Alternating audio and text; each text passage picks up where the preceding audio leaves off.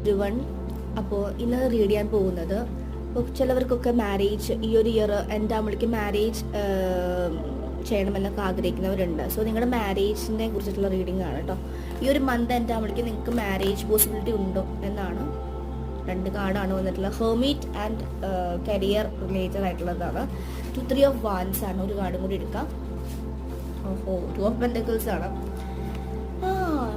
Union card ഉണ്ട്. അപ്പോൾ ഇതിൽ കാണുന്നവർക്ക് ഒരു 20% പറയാം എന്താണ് യൂണിയൻ പോസിബിലിറ്റി കാണിക്കുന്നുണ്ട്, അല്ലെങ്കിൽ നിങ്ങളുടെ പേഴ്സണുമായിട്ടുള്ള ഒരു മാരേജ് പോസിബിലിറ്റി ഉണ്ട് എന്ന് പറയാം. ഹെർമിറ്റ് പറയുന്നത് കുറച്ച് പേർക്കൊക്കെ സ്പിരിച്വലി പോകേണ്ട സമയമാണ്, സ്പിരിച്വൽ ഐസൊലേഷൻ സമയമാണെന്നും പറയാം.